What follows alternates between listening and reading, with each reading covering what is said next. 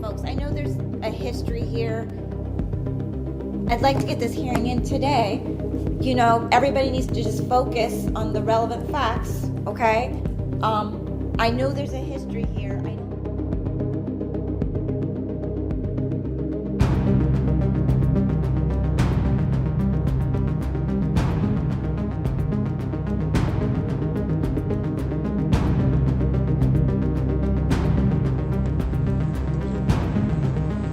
Are you talking up by Sunset Mart?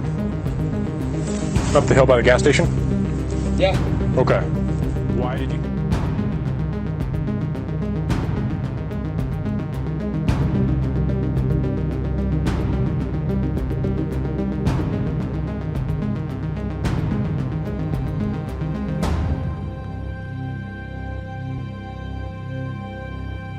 All right.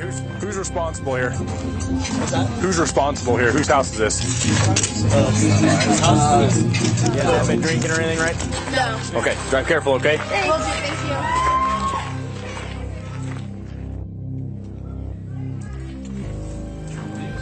This is what the other group had that ran away.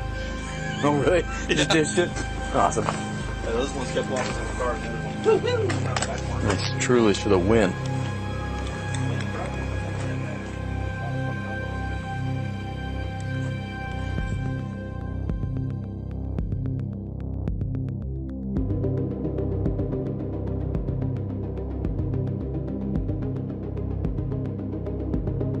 That I was given to. So there was 2 different discs. Okay? They all knew about it. We're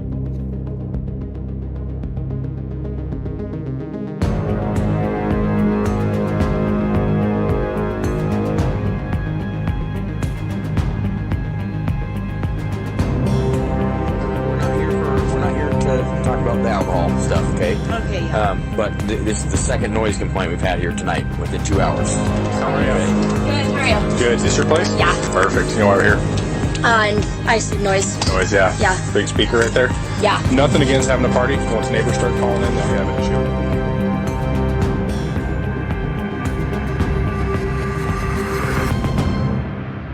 Like brains, and like if you need Lana brains, you're gonna be in trouble. This November 29th, 4 people that were murdered, and you want to fuck around. You got 8 families that are being affected by this, and they just mean nobody from the universe. Shock value. And so what he did was he had taken pictures California. Oh, you're from. And- I would be outraged if I lived in Moscow right now. I'd be lighting some cars on fire out there. I'd be flipping some cars. I'd get the frats going wild. Let's get some noise complaints going.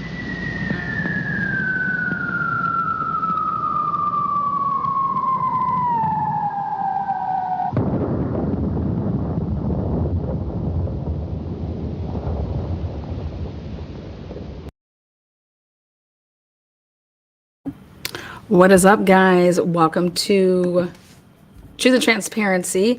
We're going to take you guys back to March 16th, 2020. Remember, on March 12th, 2020, Dr. Brian Drake was shot in his chiropractic office in Bonners Ferry. Again, March 12th, 2020. So this episode, go ahead and put your earbuds in. Myself, Lana, will be playing ISP detectives, Tolleson, Van Leuven, and then we'll have Bela playing Jennifer Drake. And this is all courtesy of a civil suit that Jennifer Drake brought on the Moore family for wrongful death after he was arrested in August of 2020. No physical evidence. Nothing. Dr. Moore, another chiropractor in Bonners Ferry, didn't even know who Dr. Drake was, never met either one, nobody in the family. So let's go ahead and get into it. Again, hello, everyone. But in order to understand the story, you got to hear a little bit of the background. So we are going to give you some of that background, and then that's going to have you guys are going to have a better understanding on how this all played out and how does this mirror the Idaho4 investigation. You guys can decide all of that. But if you want to know how these investigators and detectives go about things, this is the facts. These are the facts. So let's do it. Here we go. Again, welcome everybody.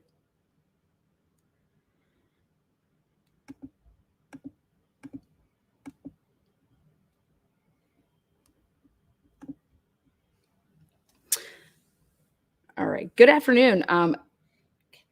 Interview of Jennifer Drake taken on Monday, March 16th, 2020.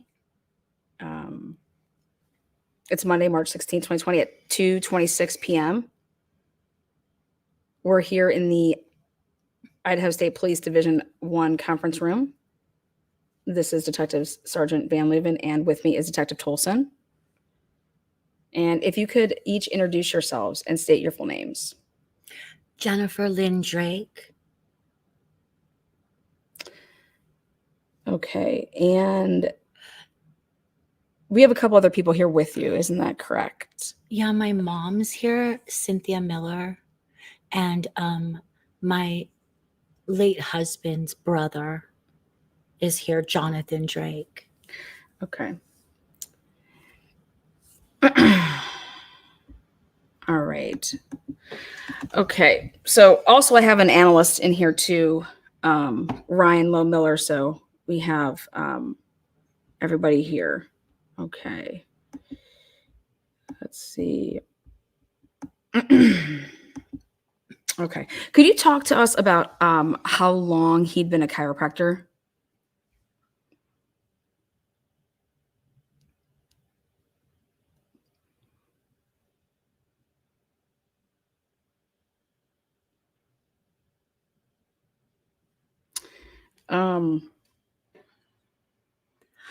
He graduated from chiropractic school in 2012 and immediately went into practice down in Austin, Texas.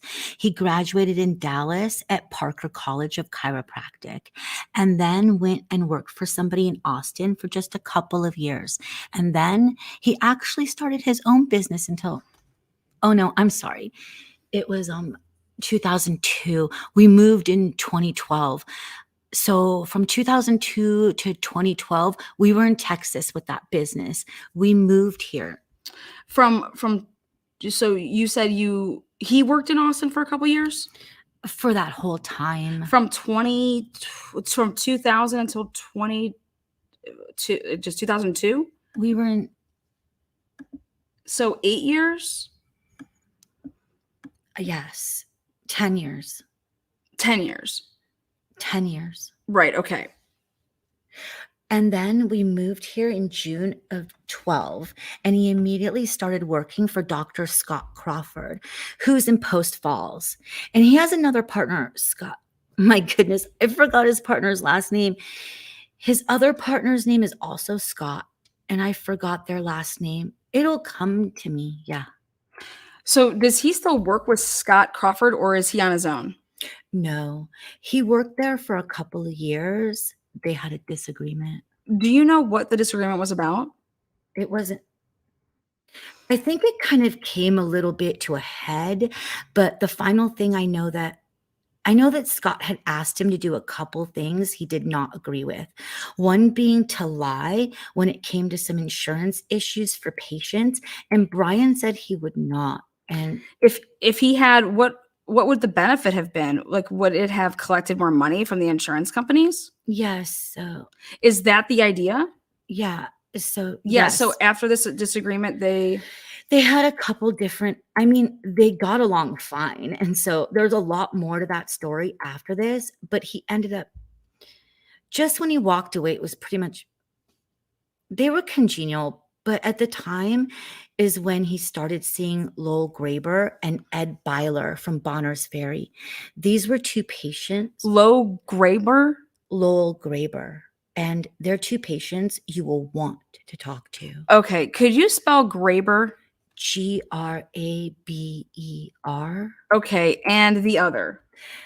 Ed Byler. Eddbyler. Okay, and they're from Bonners Ferry? They're from Bonners Ferry. EDD? Uh-huh. 2 Ds. Yeah, it's kind of odd. And by BYLER. Yes, sir. Okay, go ahead. They had kept asking Brian to come up to Bonners Ferry to see people because a lot of Bonners Ferry people would have to come down to Scott Crawford's office. They're patients? They were patients. And so I know that Scott Crawford also had Bonners Ferry patients as well. But Ed Byler and Lowell Graber started with Brian Drake. And when we left Scott Crawford, he did end up for a very small time working for another chiropractor here. My goodness, I forgot her name. Again, it'll come to me. I'll have to look it up. Oh, my brain. Take your time. It's a family chiropractic. She works with, oh my goodness. The brother says, is it Googleable? Should I Google it? Yeah, you can look. Can you look that up, Jonathan? Just put chiropractors and CEA in Coeur d'Alene. Okay, while he's doing that, you mentioned there were a couple of reasons why he left working with Scott Crawford. And you mentioned one, the insurance company thing. What was the other? Well, so it started to getting to where it kind of disagreements that they noticed, like when you first came in, Brian felt like his other partner, Scott. The other Scott? Yes, the other Scott. They were both very kind. They're all Christians. They got along very well. But he did know that Scott, the other Scott, was not all that happy because now patients were going to have to be shared. So they made an agreement. We're not sharing our patients with you. If people call in, you're not getting the patients. You'll have to get your own patients. So I think that there was just an underlying, he's bringing in a third chiropractor, and that second chiropractor wanted to he wasn't going to have to share patients. Okay. Does that make sense? Yes. And then they were upper cervical chiropractors, which is also what Brian is, upper cervical. And it's very hard to find. It's a specialized technique. And so that's why they did this all together. But he made very little. And again, those were little issues that's not what broke the camel's back. I think the biggest part was just, I can make more somewhere else. And well, as they're doing some things that are just not ethical, and I've decided to leave. And so it wasn't like they didn't leave on any really bad terms. Now, what did turn very bad, however, is if anybody were to ask me, anybody in the last 8 years that was mad at Brian, it would be Scott Crawford. He ended up leaving. Oh, I just had it. I can see it. He ended up while he was at this other chiropractor's office. Do you want a list of the family chiropractors? Jonathan, thank you so much. Yeah, what's her name? Sepulstra? That's it, Sepulstra. He worked for Sepulstra. Oh my gosh, SOPOOE.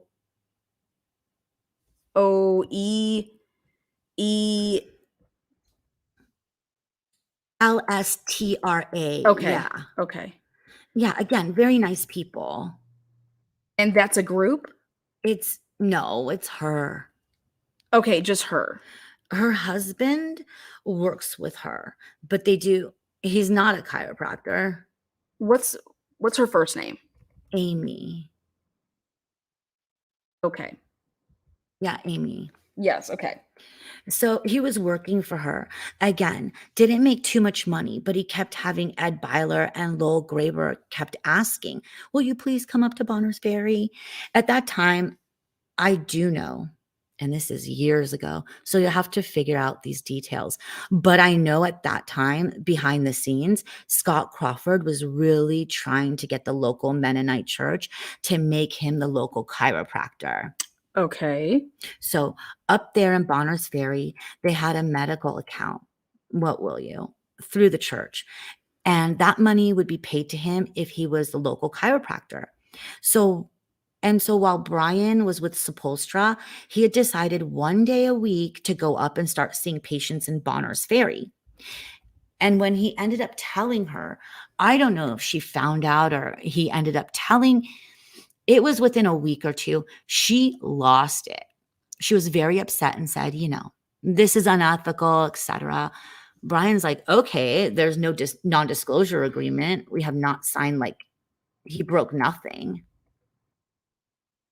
She was mad at him for going and working one day a week in Bonners Ferry? Yes, because those patients would come down to us.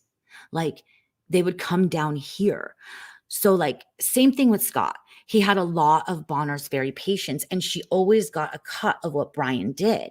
And so those patients would come to her practice, and he did not tell her before he went up there.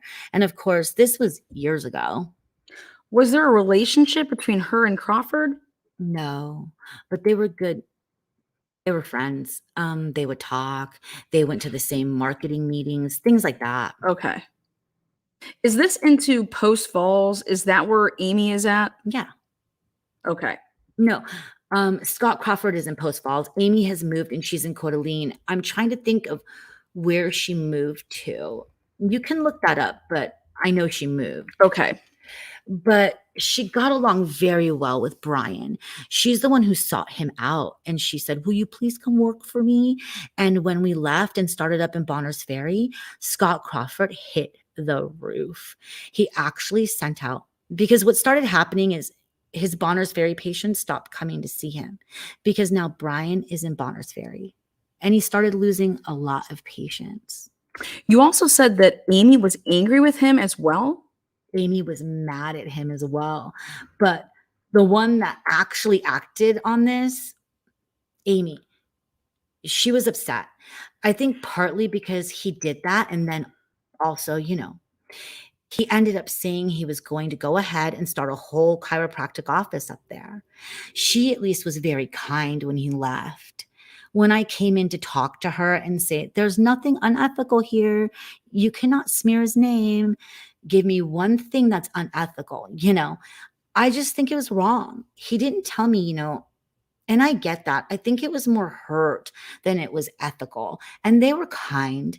But Scott, however, ended up sending out a horrible letter to all the patients he knew in Bonners Ferry, completely smearing Brian. And we ended up, it was patients who came to Brian and said, do you see what's being sent to all these people? Approximately what year did this happen, all this stuff? That was about 2014, 2015. So it was October of 2014 that he moved up to Bonners Ferry, if I remember right.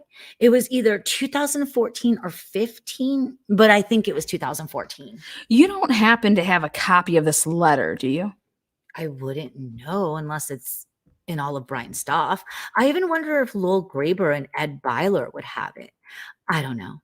But he had several patients who would come to him and say, can you believe this was sent out? So we ended up, his wife, Scott Crawford. What was the nature of the smearing in the letter? What did he write about? This unethical doctor. And I'm trying to remember whether or not I'm almost positive Brian's name was on it. How he was unethical coming up to take it was probably half a page, a little more than half a page. And it was just all about how you can see somebody who, has unethically taken patients from somebody else. Okay. That kind of thing.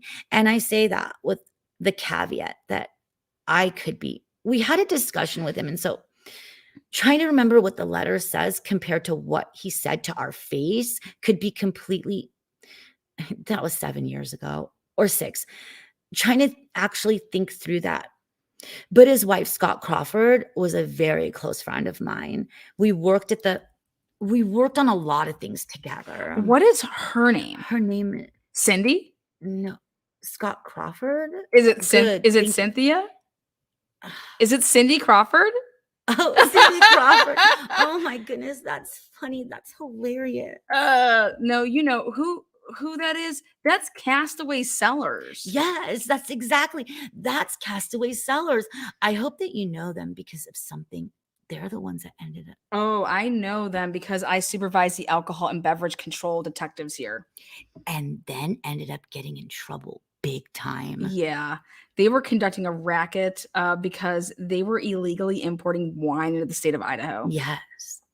And then distributing it without going through a distributor. Yeah. And they're still on. Are they still there? Uh-huh. Oh, they are. So they ended up getting their license and everything. Oh no, we're not through the process yet. So Are you kidding? It's still going? Yeah. So actually, Shelly Crawford, I'm sorry, my How do you spell it? brain is just not thinking. Shelly. And so she and I had always said, no matter what happens with them, don't let that affect us. And so at some point, close after he started his practice up there, we actually got a hold of Scott and Shelly and said, can we sit down? Can we talk about this? And we went down to Post Falls and we had breakfast. It's no longer there, but that Waffle House. We sat down, and by the time we left, we actually, I think, got up almost in the middle and said, thank you, we're done. So you agreed not to agree of what was going on? Oh, no. He flat out looked at him and said, those are my patients. You've taken my patients. And I remember looking at him going, who gets to decide where patients go? If he gives the best care or it's closer to their house? He's just not used to being a big fish in a small town. And he looked right at us. And even his wife called me afterwards and said, I'm so sorry. I told him he was so wrong. But he was so mad sitting across from Brian. Now, they've spoken once since then, and that was only because they happened to be walking into the same venue. And it was kind of like, hi. And I don't think they ever had a discussion since then in 6 years. It was so rude. He was so rude that day. And it really blew both of our minds, just when it came to a professional and how much he completely, and then what happened, he knew that Brian opened a Sandpoint office. And so Scott and Scott went and opened a Sandpoint office. It only lasted 6 months to a year, pulled out. But they started going up to Sandpoint 2 days a week, knowing that he had already started one there. Do you know whose idea that was? I don't. And you know what? Why didn't they start up a Bonner's Ferry office? I was just going to say, I'm trying to think if they actually did do Bonner's. I think they lost the agreement with the church. The church did not end up making him that chiropractor. And I say that as in, I don't know any of those details. I just know Brian was coming home and saying, because a lot of who Brian's patients are, a lot of those church members. So that's another reason for why, and so he would actually see them on the road going back and forth, he'd say, oh, I saw them in the car and they're going to Sandpoint. But obviously they did not get enough patients because the business didn't stay long enough. Is there some relationship between chiropracticing and the Mennonite church? And why is it unique to the Mennonite church? They're very holistic. I think it's even Bonner's Ferry. They just seem to be very holistic. The Mennonite church is such a huge congregation of that community. And I think a lot of it too was because he was trying to get in underneath the umbrella of that health plan that they have there, to where patients wouldn't necessarily they have, and you'd have to look into this. Brian just said they have some type of health plan. This was years ago, so I don't even know if they still have it, but it allowed it to where patients were able to go, according to what they had given the church or whatever that plan is. You know what I mean? Okay. So it would be like, here's our designated chiropractor for the church. And instead of the patients paying him, it was just something through the church. Right. Okay. So it was Brian, that person? No. That designated person. He never connected with the church. Okay. No. It's just, I know that a lot of his patients went to that church, but no, he never asked. He just went and opened his own business. Okay. So when did he open the business in Bonners Ferry? So that was when it was October of either 2014 or 2015. Has he always I think 2015. been in his own space? He was like 2 buildings down in this little woodworking place at the very beginning. North or south? North. It was just this tiny, tiny little office where this guy used to do woodworking, and it was just to start his patient base. This tiny little, and then he moved to the office he was at, but really close proximity right there. And so in that building, when did he move in there? I'd say within 6 to 8 months after he started up there. And again, I don't know if that's 2014 or 2015. Okay. I'd be able to look back on my records with all of our business stuff. Okay. I could tell you that, but... And that was Mr. Childress? Yes, Don Childress. How was his relationship with him? Very good. I sent him a check every month on the dot. And other than Brian calling him once or twice to say, I'm not there because I just had back surgery, I'm out for 8 weeks. And I think he even left him a message. We really hardly ever talk to him because he sends us a bill of the utilities every 3 months. And I just submit a check. So what is the rent up there? Rent is $500 a month plus utilities on the 3rd month. So $700 to $800 depending on the season. How long has Kip Hartman been his neighbor? I think the whole time. How was his relationship with Hartman? So he's never really seen him. He says that her mother-in-law is very grumpy. She's the one that he always sees. Does she work there? Misty? Yeah. Yeah. Front desk. He very rarely sees Kip. He's just like, our hours and schedules are just different. And when he's at office, he really sees patients. Like Bonners Ferry, those 2 days that he's there are almost always very packed. Which 2 days does he usually go to Bonners Ferry? He's always, unless there's like a holiday or something, it's Mondays and Thursdays. Okay, so I'm looking at the book that was taken from his office. Yes. That's titled Chiropractic Schedule. And I've turned to the page of the last day showing the names for the 12th. So this book shows a Monday column, a Tuesday column, a Thursday column, and a Friday column. Yes. So the Monday, this would have been Bonners Ferry. Uh-huh. And then the Tuesday column would have been where? Sandpoint. Sandpoint, okay. Did he have a practice at all in Hayden or Coeur d'Alene still? Yes. That's what he did on Wednesdays. And where is this? And Friday. Where's the Wednesday? I have a book in my house. You take care of Wednesday? Yeah. Scheduling and all that. Because it's all, his office is down there and it has Wednesday. The Hayden stuff, we keep all separate because he travels for all that. He keeps that, make sure he keeps it in his car. So he has it where he needs it. But I have all the Wednesday stuff. Okay. So these are a lot of handwritten records. And the sergeant is going to go through that. But is that normally his practice to keep handwritten records? Yes. Like not electronic records? We did everything electronic for 10 years in Austin, big office. And when we got up here, we just decided to keep it easy. He had no employees. He had it. Are there any electronic files for individual clients that exist? No. Everything that's electronic is all their contact info in his phones. Everything else is on paper. I can't get that. You can't get that. This is the analyst talking to Detective Van Leeuwen. I can't get that, meaning the contacts in the phones.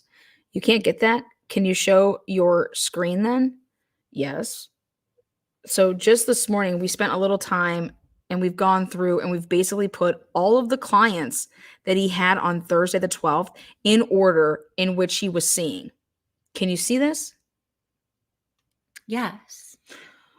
The ones that have the yellow highlights. Yes. So I've gone through and I found. Graber. Do you want to talk about this first? No. Okay, so these papers. Yes. These patient intake forms, these are basically all of them that we found. And from this stack, the only ones that are on that list are those 3 in yellow. So that may be because they might be in the big file folder that's in my office. So usually he keeps them separate, but I don't know the alphabet file. And he tried to wean through to where he doesn't. Because this stuff is not the health info that he needs. The health info is on the other notes. These? Yes. So this stuff is like legally, it's for like legally if we needed to have. So I have another one at home that has A through Z, and it has a lot of these on it. Okay. And so it may be because he just, sometimes he would try to whittle down ones that maybe weren't coming, or he would it's less stuff to carry. But it's not this? No, it's not that one. Black case that I'm pointing to. No, it's smaller. It's the plastic, the one I have. Okay, so we very much need that. Okay. So can I ask you, we're jumping around here a little bit, but since we will just pump the brakes on that for a second. We'll come back to that. Okay. Then this is Jonathan Drake, the brother. Sergeant. One of the things I'm just keeping track of the things we need to, do for you, right? Yep. Through the course of investigation, you need the patient intake forms, the white patient intake forms from your home office. Yeah, for his office. And specifically, we're looking for these names. So that's probably why. Because almost everyone I see on here, those are very many of the first and older ones. So they may be very well with all of my other stuff. And you'll have to forgive me because I had a tough time reading the handwriting here. Maybe you can help me. Yeah. Eldora? That's Eldora Gatchel, who's right there at the very top. Did we get the spelling correct? No. That's actually right. Eldora. She's going to help you with the spelling? Okay. Yeah, Eldora at the top. That's one word. And it's actually Gatchel. And she's the last one who saw him before he was shot. Yeah. Okay. You knew that? No, we're assuming that's. No, I know that to be a fact. Okay. How is it that you know that? Well, for one, I called him at like 6:30, 6:40, and he said, "Can I call you right?" I heard 2 voices in the background because I heard them talking. And so I said, "Oh, are you still with patients?" He said, "I'm running a little late, so I'm going to call you right back." So the voices in the background, were they male voices or female voices? I don't remember, but I can tell you how I know who it was because then Eldora called me 2 days ago. She texted and said, "Please call me. I heard a rumor and surely it's not true." So when I called her back, of course, she was mortified. And she said, "I was the last one to see him." And I said, "What time were you there?" And she said, "I was there at like 6:40, 6:45. And she said, "It was me and my husband." And she said, "What's Eldora's husband's name?" I actually forgot. Okay. I've talked to her so many times. I've only talked with her husband once, so I don't remember that. Okay, go ahead.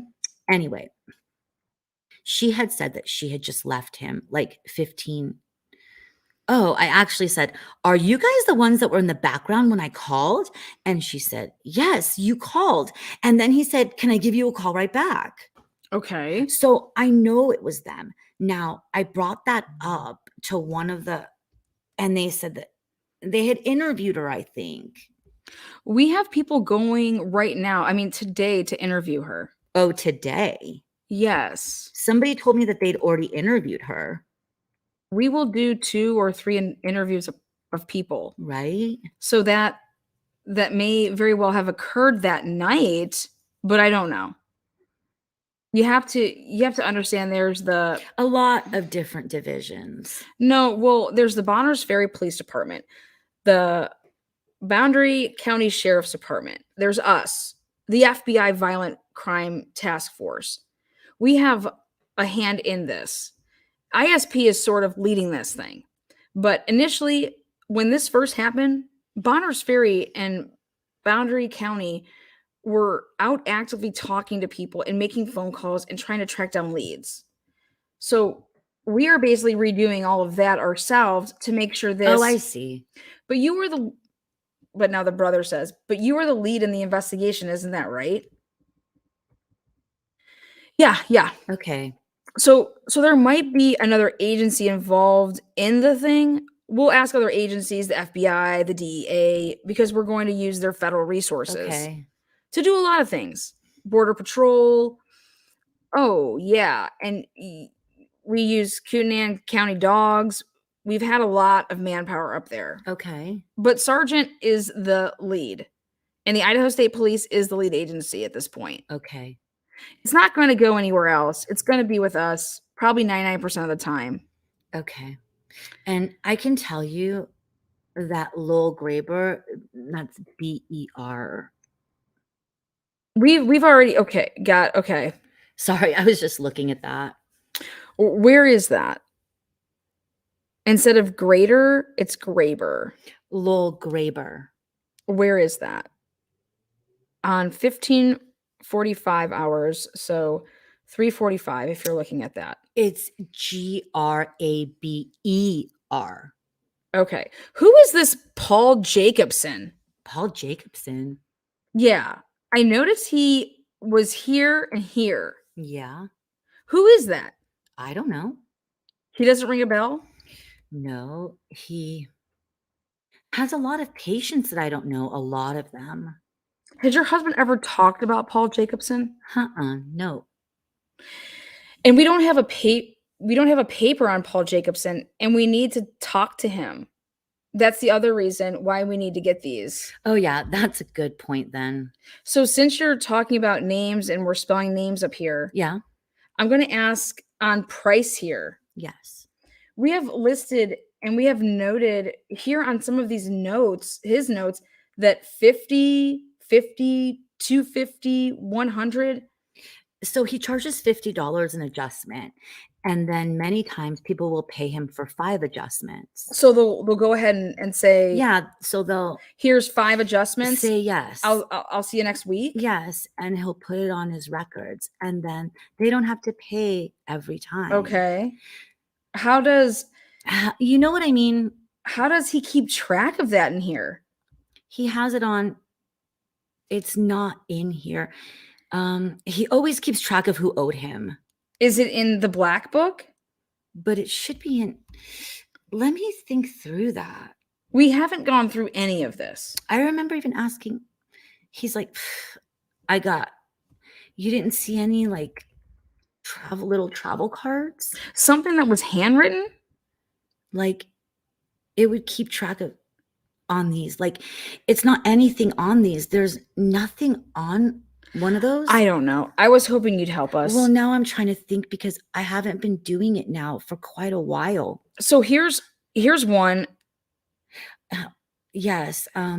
Nelson? Yeah, paid 250, paid 250. Okay, so that's how he keeps track? Yeah. Got it. And he knows his system. Got it. And he knows whether or not they pay him or not. What is this? This black pouch. I've asked him to always keep receipts. I'm a receipt Nazi. And so those are for deposits for like years. I don't even know how long. I just didn't want him to throw them away. And he just said he would keep them for me.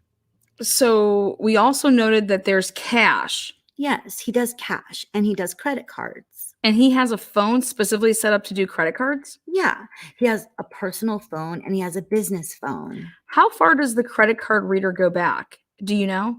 I don't know, but everything goes through Pay Anywhere. So I could surely get files from them. I would think as far back as you need to. Pay Anywhere? It's called Pay Anywhere. That's the app. Okay. There's a request for. Yes, we're probably going to need to look at that portion of it. Unless we find a name that we're really, really interested in, then we'll focus on that. But let's go back to the here. So you don't think it's unusual that he has blank spaces here and that some are 250 and that some are 100? Not at all, because the blank spaces just means he had room for a patient. Sometimes he also gives patients, like he has some little elderly women and he just knows it's going to take a little longer than 15 minutes. So he'll just keep it blank. It's why he liked doing his own schedule, because he knew how long it would take people. Some people just take longer than others. And then there may be many times he would have to have prepays. Okay. And that's why you'll see they'll all make sense with the $50. Right. I've got that. The $50 increments. But some of these are paying forward. Is that what you're telling me? Paying forward. They're all, not all of them. There are some times that people just couldn't pay. And so he just saw them anyway. Okay. And then they would, maybe pay him some money to make up for it. Or sometimes they just couldn't. Do you know how many patients we might be looking at here that he had in Bonners Ferry?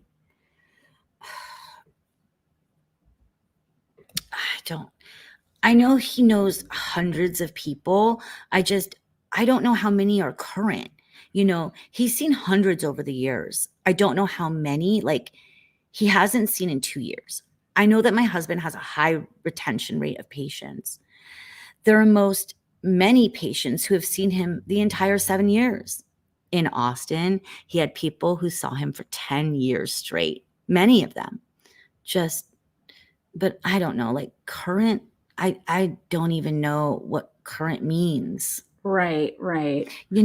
Monthly. And I know that you're answering that, but I'm going to ask it this way. Are we looking at 25? Are we looking at 50? Okay. Are we looking at 100? So the average for him was to see anywhere from 20 to 25 patients a day. Okay. I don't know whether that was a heavy day or light. And sometimes patients would see him 2 times a week. Sometimes they would see him once a month.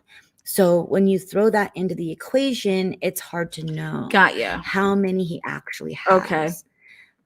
Because I don't know how often they're seeing him right now. Okay. How was it scheduled? Did they call him directly? They text him or call him. I'm going to take a break. Okay, so it's just me here, Detective Tolleson. The bathroom is directly across the hallway. Do you need to use the restroom? Thank you. Okay, we're going to go ahead and stop the tape here. Okay. What is up, Truth and Transparency?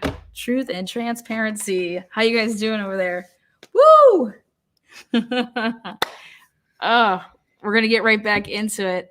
Again, welcome to the Transparency. If you guys are listening in at work, again, woo!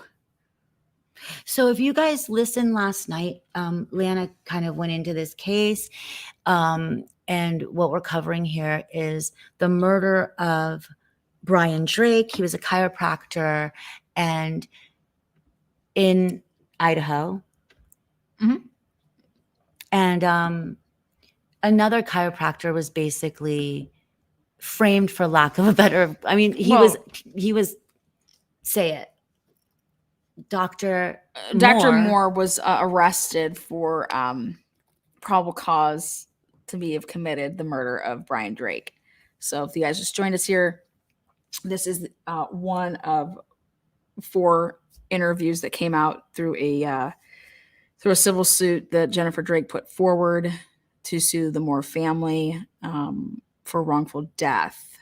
So, but here we go. So if you guys, so just following along, and you're going to understand it all. yeah, and if you haven't listened to last night's live, it's worth it because Lana's going to be covering this case, and it's has a lot to do with the officers, the Idaho State Police, the ISP, who have the Koberger case, who are involved in that, and so it's important to shine a light on this case. Yeah, because this has everything to do with how an investigation with these officers work. So here we go. Heading back on over to our station here. Let's get back on the record here. And once again, for those who don't know, this is Jennifer Drake. I'm playing Jennifer Drake, who is the widow of the murdered chiropractor. And Lana is playing the Officer Tolleson and Officer Van Leuven. Officer Van Leuven is who wrote the PCA to get Dr. Moore arrested. This is one of the interviews they conducted. This is March 16th, 2020. The murder happened on March 12th, 2020. All right, so let's get back into it. Let's go like this. All right, so the tape stopped for a break. My watch, it's 14:57 hours. Stop tape. Okay. So now here we are.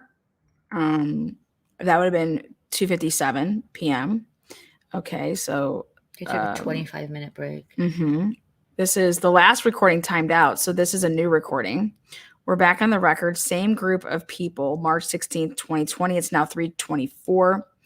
Regarding the number of clients, we kind of touched on that a little bit. You said that he had between 20 and 25 clients a day, and they would see him as often as once a week or sometimes twice a week if they were especially newer or they had problems. Okay, but most of them at least once a month. Is that? Well, yeah, sometimes they wouldn't see him. I don't know about his Bonner's Ferry.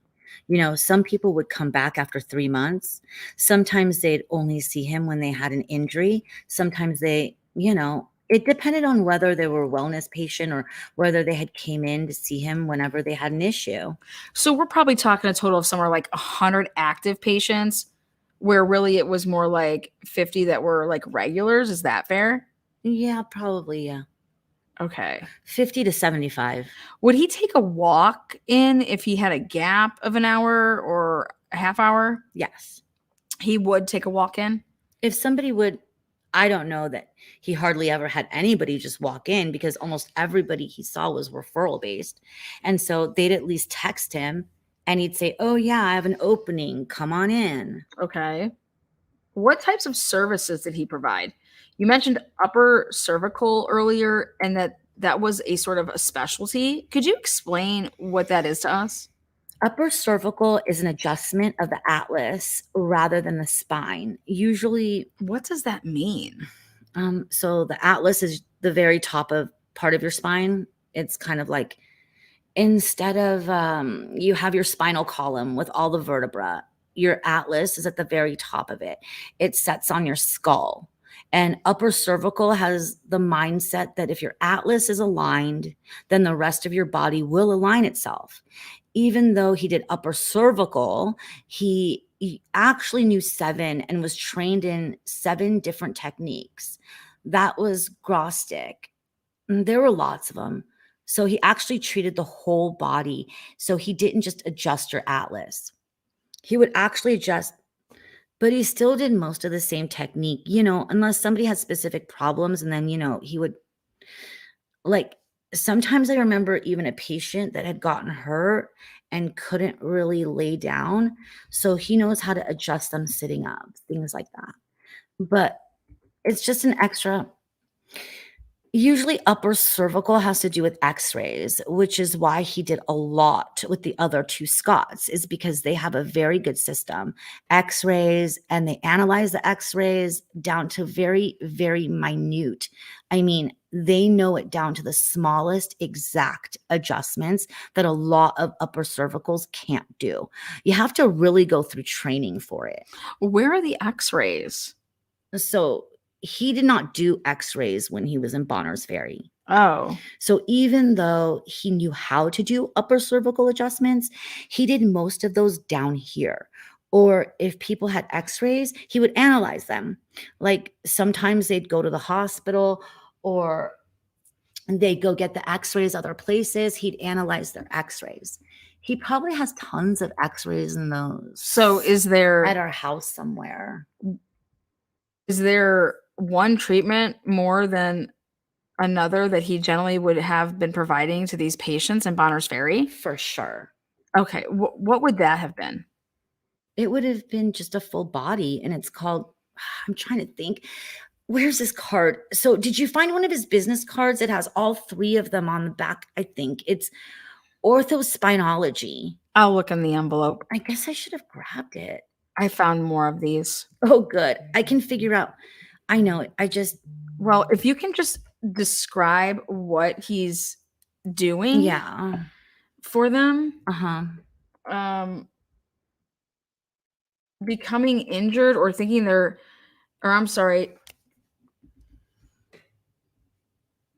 Sure. So he would either he would lay them either on the front or on the back. And it almost came to me. Then he would just start either with their neck. If they're on their back, he would just adjust their neck. If they're on their back, he would just adjust their neck. He would also adjust, if they had problems on their arms, but mostly he would always check leg lengths to see if they're having hip problems. And then after he did all that, he would flip them over and he would go ahead and go down the spine. He would do the hips, same thing. If they had any leg problems, he would, again, check their leg lengths. So he just started at the top and would move down, or he'd start at the bottom and move up. It was kind of... So it's like a full body adjustment, if you will. Yeah. If that term is used. I don't know. It's not really a term, but... Okay. I guess you're asking what he does. Yeah. It's just called an adjustment for subluxation. Right. Yeah. Okay, so do people that come to him ever get upset with him for any reason? I don't know I don't know anybody that was upset at him. I would even ask him on a regular basis, and because I'm much better administratively of being, and then he would be times I'd be like, somebody had texted him and he's like, oh yeah, I got to get back to them. And that would be a day later for him. So I would always ask him, is everybody okay? Nobody's upset? Because I'm always worried somebody's going to be upset because he didn't reply. But I wouldn't ask for a certain reason. I would just always, everybody's okay. And he has never... As far as him, a person not getting the results that they wanted or thinking they paid for a service that they didn't really get, becoming injured or thinking like they're getting worse because of a treatment or something like that. Never had that.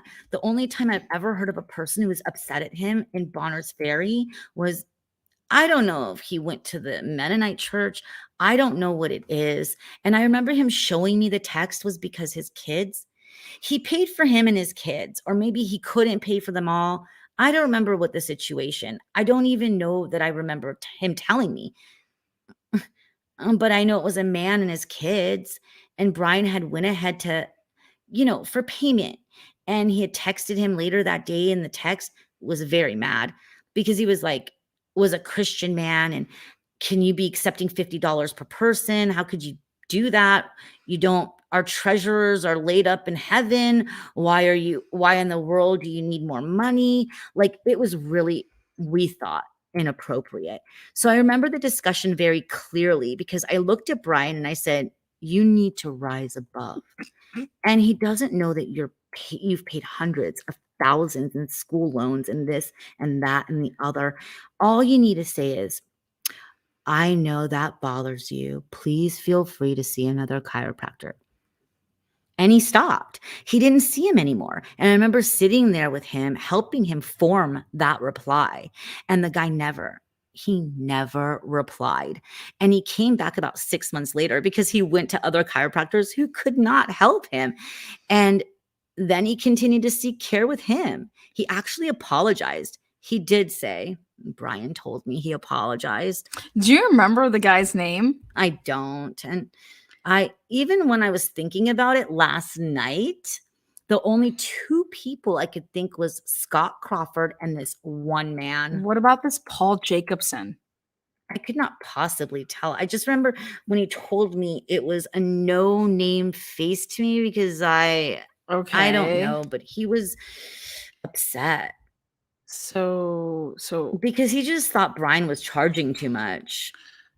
But he left and came back? He did. I do remember him telling me that he came back and apologized and was continuing care because he really needed Brian's care. Did Brian discuss with you his clients and problems they were having, or things that they would talk about with him, or just, things he found interesting or something like that?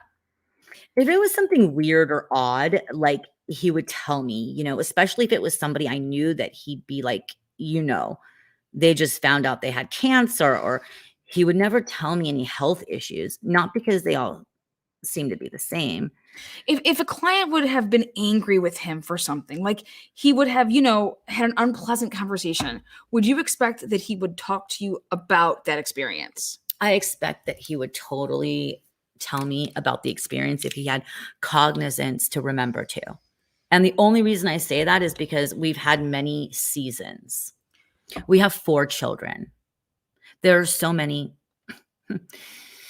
And especially with him gone almost 4 days a week, there were times that there would be a conversation that would come up and I'd say, oh my goodness, this happened to so-and-so.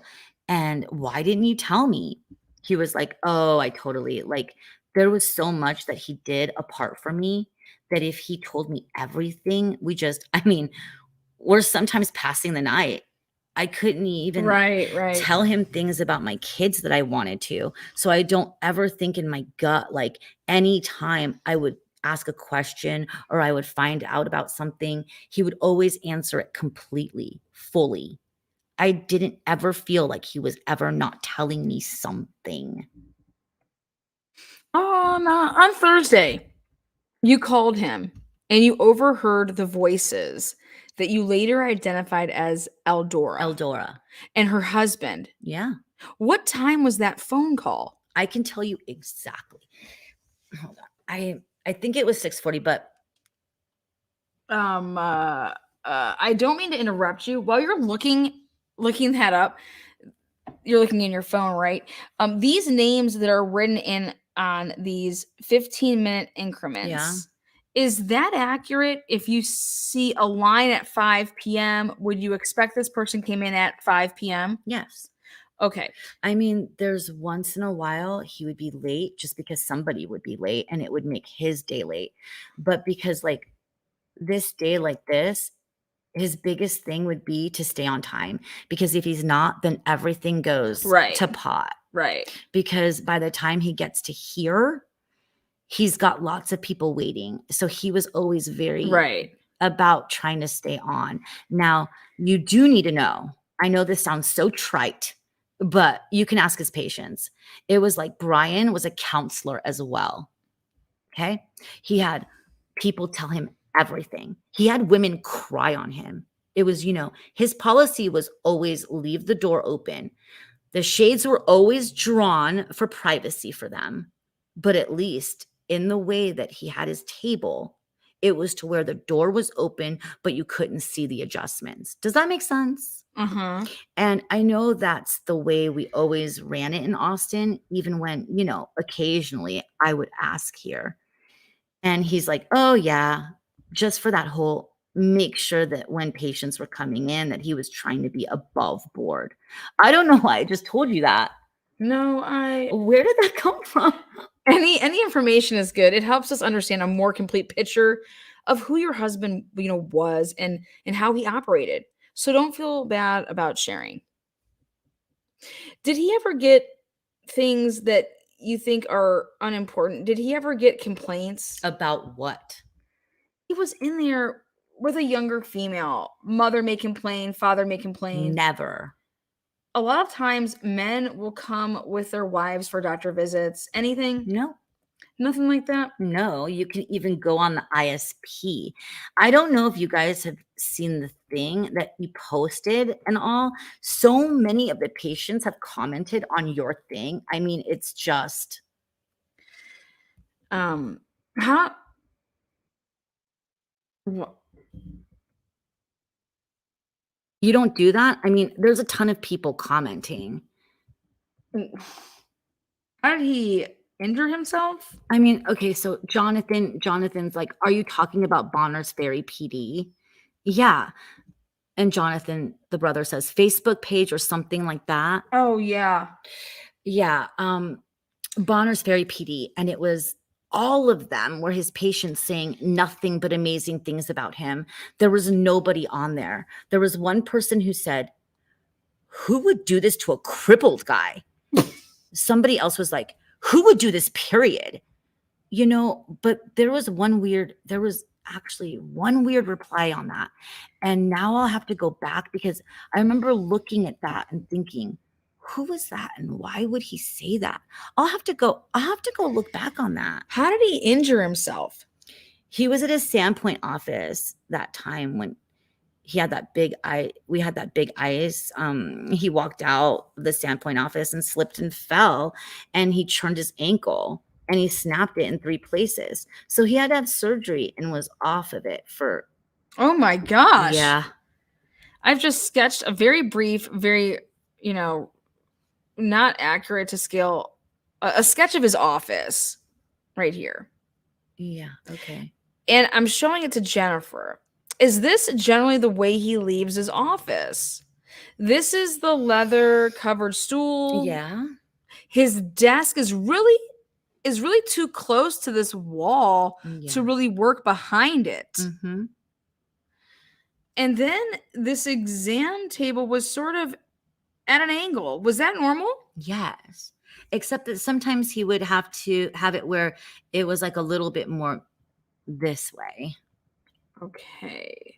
And it depends. Make sure that he just needed room around this area. You're describing it more parallel with the desk. Yes. Rather than at an angle the way it is. Right. Okay. So like to where the door would be here and it would be like this. A cell phone rings. Okay. And this was just a small bookcase, and there was some books, and then there was some sort of chiropractic tool that's plugged into the wall. Uh-huh. And then he had another device in his pocket that was like a little T handle. Activator. Yeah. Do those two things kind of do the same thing? 2 different places of the body, but yes. Okay. One's for the atlas, one's just for the body. And a couple folding chairs. And I don't remember whether this table was round or square, but there was a little table in the corner. Yeah. Those are all normally all in there that way. Yep. Okay. So since we're doing the office thing, so he has the waiting room. There's a little hallway next to that. And then there's a door that goes into another, I'd say, hallway. Yeah. You can call it a vestibula. Vestibule? Yeah. And then it goes, and that's where the bathrooms are. Correct. So that like everybody that's in that building could use the bathrooms. Mm-hmm. Okay. So that was all leased. That's all rented, that space. Right. On the other side of that hallway is an old dentist An unused dentist office? He had none of that. No. He didn't control any of that. He was there while the dentist was there. I think the dentist just left, I don't know, like a year ago or so. But no, he didn't use anything except for his office and the waiting room. And he would go to the bathroom, or patients would go to the bathroom. So the patients had access to that too. Okay.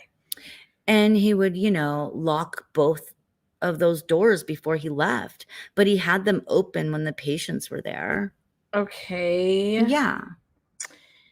So what time was the phone call, the first phone call Oh, yeah. Sorry. where you heard the voices in the background?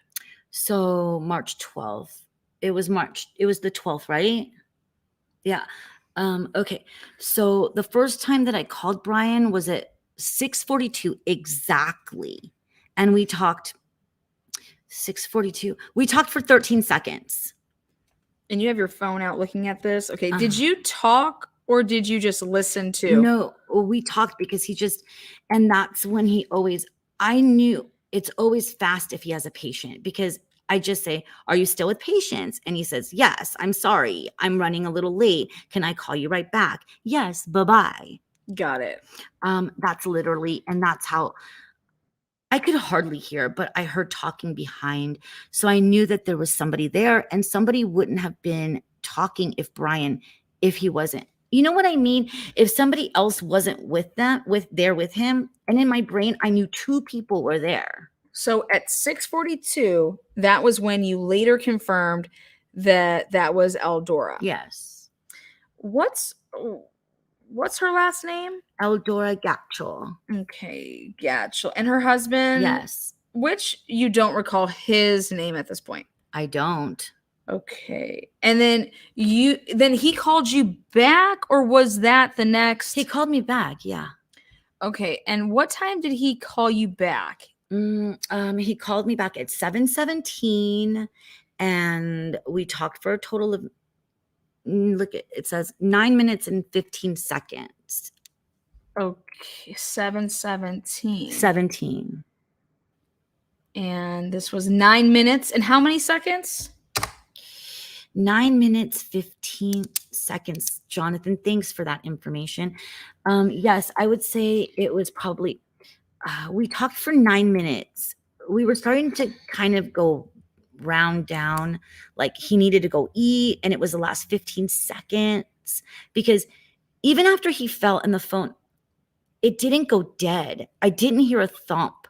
I didn't hear, like, it literally, even when I think back to the fact that I'm thinking, how did I not hear a gunshot?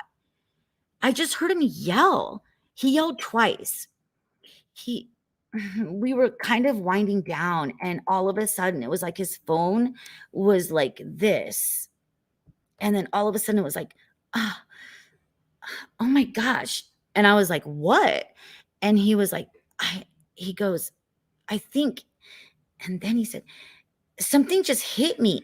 And he said it twice. Something just hit me. And I go, what do you mean? And that's when all of a sudden I could hear it, even his voice, because it was kind of this, something just hit me. And for some reason, I'm thinking like something fell off the ceiling or something. I'm thinking, what do you mean something just hit you? He said, I think somebody just shot me through the window. And so that must have been when he turned around. And I immediately, my next brain, it just immediately went to where did it hit you? And that's when he said, I think it's in my side. And then the phone went dead. And I said, Brian started yelling, trying to get him to pick up. And I didn't hear a shot. I didn't hear him fall. I didn't hear the phone fall. I just literally went like black. It just went black. And so my brain was, I don't want to hang up just in case he picked up. But then I was so afraid that since he wasn't picking up, I better call 911. So I have to stop connection with him in order to get somebody else on the phone. What time did you call 911? It was 3 seconds. It was, oh, 911. It doesn't show on my phone, my 911. Does it say emergency on there? Look. No, doesn't say anything. It literally has 642, and then Brian tried calling, and then the next thing, and then it's like 732, and then I called you. You called us? That's her mom saying. Her mom says you called us. The mom says you called us. And then I called Papa, and Bonner's Ferry Dispatch called me. Tolleson says, did you call on the house line? I don't have a house line. It was on my cell phone. I did everything on this. There's no 911 call on here. And Bonner's Ferry called you at? I think it's Bonner's Ferry, the 208. It was, look, it says here, 744. Maybe I called them. Nope. They called me at 744, and all I could get from them was that medics are there. And I kept saying, is he alive? Is he hit? Medics are there, and they have people looking for a suspect. I said, so they're like, is he alive? All I know is medics are there, and they wouldn't tell me anything. And then the next time I talked to them, they called me asking for a cell number. And I remember saying, why do you need a cell number if you're there with him? Yeah.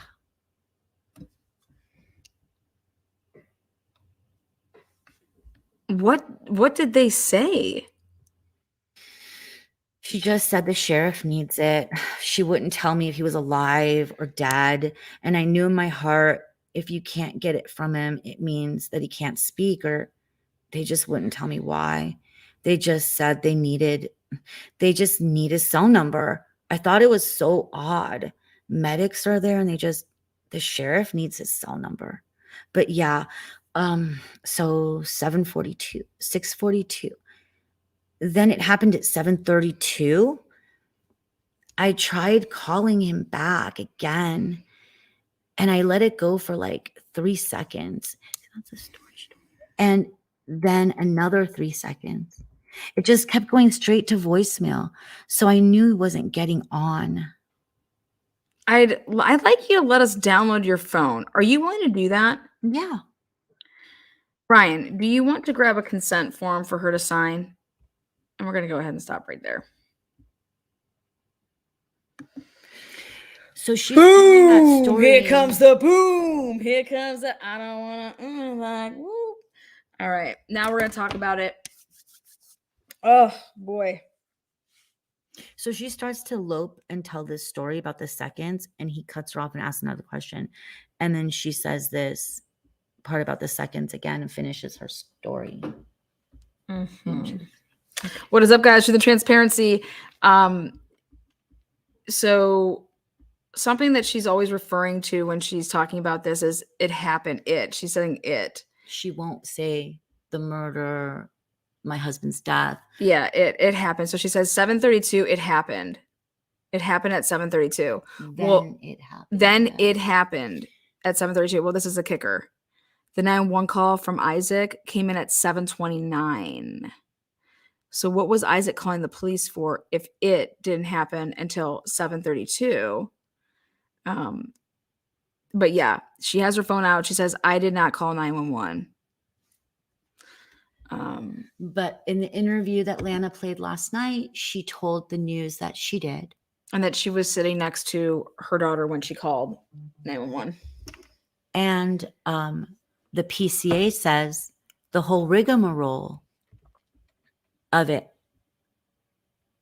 happening, right? Explain that, Lana. Well, I'm going to get into that right here. How did this is what we're going to get into. How did this, like, we're just getting warmed up where we're stopping at right now. How did this not set off so many red flags for the police? Exactly. And now she tells the police that she doesn't hear any gunshots. Or the gun. She said, I didn't hear the gunshot. She's Yeah. sticking to the script. Yeah, I didn't hear the gunshot. I didn't hear any, she's saying that she didn't hear this. How did she not hear this? But that is not what she goes and tells her friends. And we're going to hear from those people. And to the point that she said that, she heard the gunshot. It's plural. But again, welcome to Truth and Transparency. This is Tolleson. This is Van Leuven. Now, it's always hard to interview when you have, your parents are with you. You got the brother. You don't. That's just not how you're supposed to be interviewed. It's just supposed to be you with them, and that's how things happen later on. So this is just the beginning to interview people. They can say that, oh yeah, we make 2 and 3 and 4 loops around to people. No, on March 16th, multiple people are interviewed for the first time. And so I'm doing this in order, though. This is the first March 16th interview. Then another person was interviewed that was a massage therapist.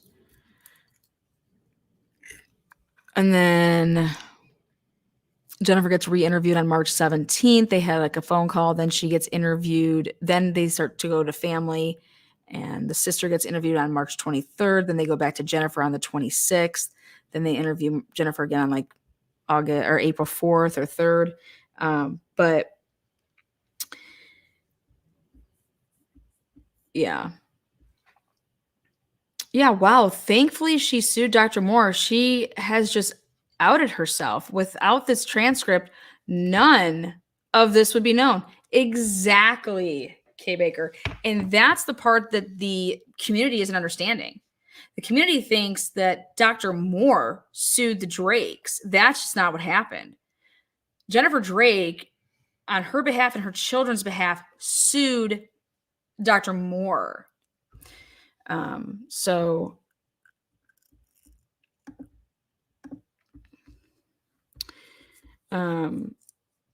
Yeah, had it not been for her doing this, all of her private, you'll see in the interviews coming up, and as Lana gets more into this case.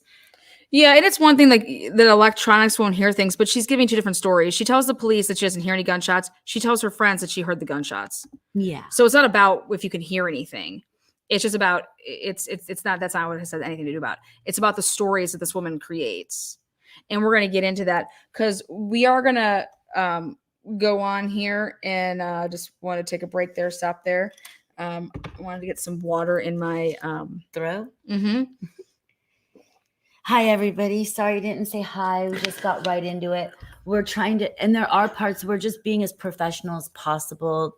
There are a lot of discrepancies in this, and we obviously have our opinions on it. We just wanted to give it to you raw. All of this makes sense, but it is not uncommon or women to speak before being given permission. What? Maybe it's about something else, maybe it's something in chat. I don't know. Yeah. It's just the totality of it. And you guys, by the time you hear more of this stuff, you'll understand. It's not about it's not about what she could have heard on the opposite end. That's the thing. It's not about if she heard him or not. It's that she told the police that she didn't hear the gunshots. She tells her friends that she heard the gunshots. That's what this is about. It's her story keeps changing. And you guys are going to see it all. You guys are going to see it all unfold. And there's a lot of discrepancies, and she's a lot. You'll see. They did. KB Creations, they did more than pull her phone records. They completely Cellbrite dumped her phone. They have the download of her phone. And she shows and she says, yeah, I didn't call the police. They called me. Bonner's Ferry called me.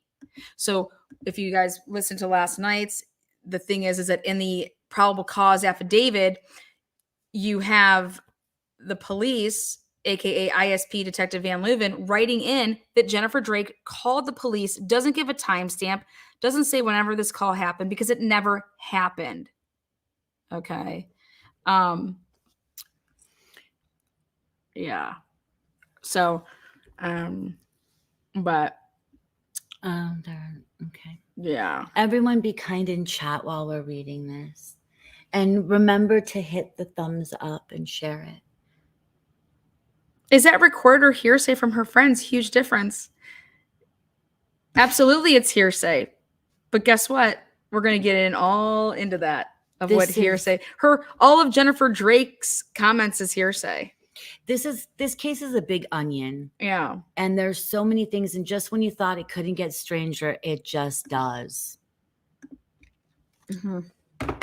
All right. Let's continue on here. You guys ready? Get your favorite beverage. Get your favorite snacks.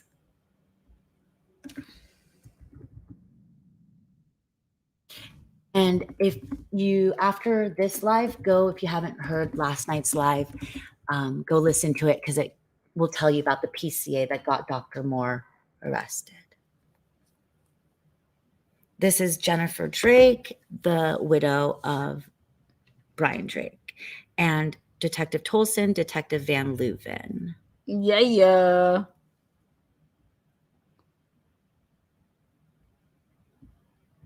All right, let's get back on the record here. Let's see what we have here. All right. 65. Okay. I'd like you to let us download your phone. Are you willing to do that? Yeah. Ryan, do you want her to grab a consent form here to sign? Yeah, I'll go with you real quick. Let's cover something else. So problem clients, you're not aware of any problem clients. I really am not. Okay. Some of them just took longer than others, but that's the only thing I ever knew about. I would think that combing through his text would tell you a lot because he did so much by text with his patients. Okay, were all the devices, the 3 phones, the iPod, and the Amazon tablet? The Fire? Yeah. Those are all at the FBI right now. They're downloading all of those, so we should have that back by the end of the day. Is that here? No. Wait, his phones are here. It's down, it's in Coeur d'Alene, but not in this building.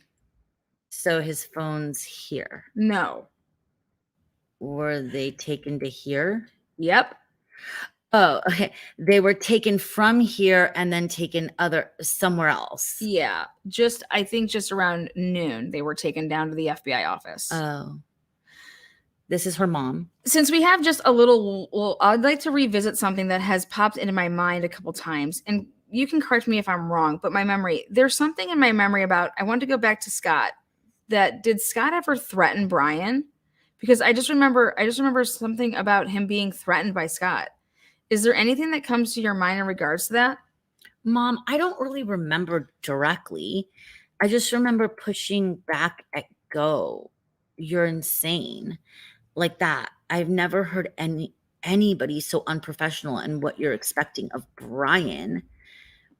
Well, I do recall when you were going through that with Scott, I remember thinking, this is unbelievable that this man is so out of control. So I just kept rerunning that through my mind these last few days. Well, I hate to say that was true and have it not be true. I understand.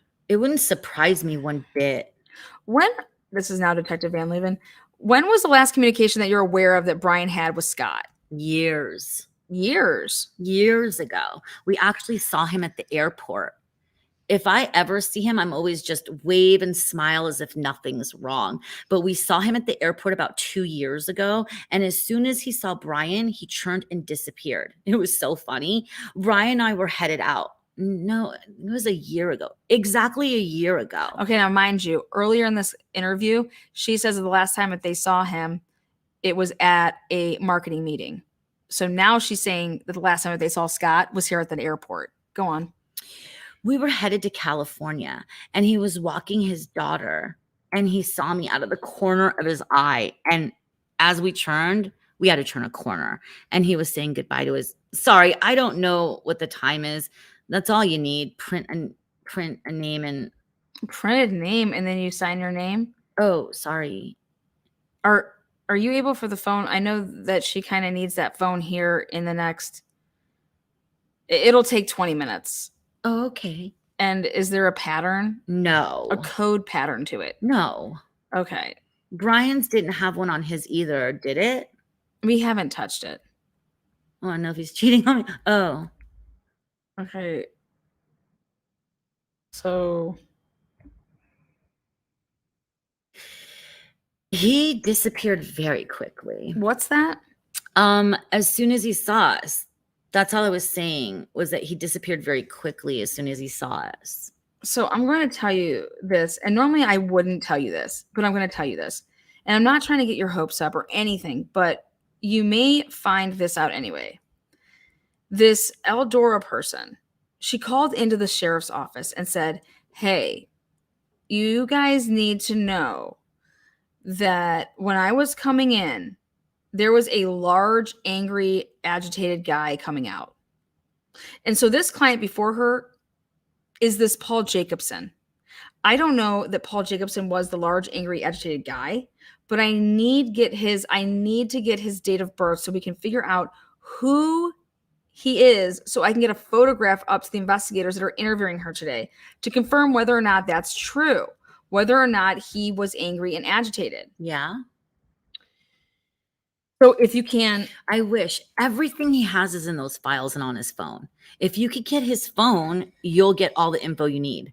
Okay, so it's odd to me that he didn't mention that a large, agitated guy was in his office earlier to you. Brian? Yeah, when he talked to you. Oh, well, that's probably because I was going off about our children. So it was, all good things, but it was because these things had been canceled due to coronavirus. So we almost always talk right when it gets done with patients. And then before we go to bed. Okay. So at that moment, usually it's like, how was your day? Here's what happened with the kids. We don't make it very long because he's got to clean up. He wants to eat dinner. He wants to sometimes go work out. And then we talk before we go to bed because the kids are already in bed. Then we're able to actually talk. But it was only 9 minutes. We were running down because I was going, this has been canceled. That has been canceled. Now they can't go do this. I was going off on this stupid coronavirus. And so the fact that I've heard a lot about. Didn't tell me that. Yeah. It doesn't surprise me. It's not like we would just go straight into patient things, Okay. I was just asking, Jennifer. I told you about Eldora talking about the large, angry, agitated guy and the importance of us getting the patient information sheets for this Paul Jacobson so we can ID who that is. Okay, and that is the person that's the person that was on his list before Eldora. Okay? No, I did. Sorry, go ahead. No, I'm sorry. We need to get ID on him so we can get the photo up to Leslie or one of them that are up there. Okay? So they can, whoever is going to interview her today. I just got off the phone with Rich. Yeah, our Rich. Yeah, our Rich. Okay. Let me talk real quick. Okay. I'm going to put this on pause for a second. Van Leuven and Tolleson want to talk to each other off record. Off record. Detective Sergeant Van Leuven. Okay, we're back on the record, 3:58 p.m. on March 16th, 2020. Okay, so we were talking. I do want to talk about the two individuals that advised us to talk about earlier. Those were Lowell Grabber and Ed Byler. They are two of the people in Bonners Ferry that know my husband the best. Why is that? Are they just long-term loyal clients? I know Lowell Graber has seen my husband every other week for 7 years. Okay. 2 times a month on like clockwork. And he's helped his whole family. He's very close with him. He told Ed Byler or Lowell Graber everything. We've been to his house, met his family, had dinner. They would talk about anything and everything. And Ed Byler is the other one. They were 2 main ones who kept asking him to come up to Bonners Ferry. So just like close friends of his? Yes. Okay. They're not like in business in any way No, with your husband. no, just patients. Okay. Are they both Mennonite church members? I want to say yes. I don't know if they go to the same church. I'm not sure. Okay. I think they're both Mennonites, but And your husband also treated family members of theirs too? uh-huh. Okay. There's off the record discussion. So let me ask you, going back to the client list for that day, specifically this Paul Jacobson person, do you have any idea who that is? Have you seen the name before? Yes. I don't really look at his names a lot, but I think it's been on there. These are a couple of Paul Jacobsons that are in the driver's license database. One from Hayden and one from Naples. Either one of these guys look familiar to you? No. No. But he saw a lot of patients that I've never seen. Okay. All right. And for the record, I showed her a Paul Jacobson date of birth redacted and a Paul Jacobson date of birth redacted. Both of them significantly different in age. So let's move to family. You have 4 children. Yes. And how old are they? And what are their names? Now, for the record, We'll just say it's 16, 14, 12, 11. She Yes. just turned 11. yes. Okay. And for the record there, when he showed her a Paul Jacobson, because there's one from Hayden, which is where they are from. Hayden is where they are from. Bonners Ferry and Naples is like right next to each other. And that's a good hour and 15 minutes apart from each other. Okay. You mean from Hayden? From Hayden, yes. So, and this is a pretty big gap in age. Like we're talking about like a 90-year-old, or like, I'm sorry, take that back. We're talking about like a 45-year-old and a 69-year-old, 68. Okay. So continue. All right. Are they all his kids? All these kids that you just named? Yes. Yeah. Either of you married before? No. How are they doing? They have their moments, some better than others. Yeah. Any issues in your marriage as far as fidelity goes? No, none. None that I'm aware of, and I have no reason to think so. Nothing in the past. Nope. And then Jonathan, the brother, says, Jennifer has said if there is, stop me if this isn't correct, but if you turn up some bit of, disparaging information, she definitely believes and she wants to know the truth about it. yeah, I do. So you don't need to hold back with her. Okay, so let's talk about the truth a little bit.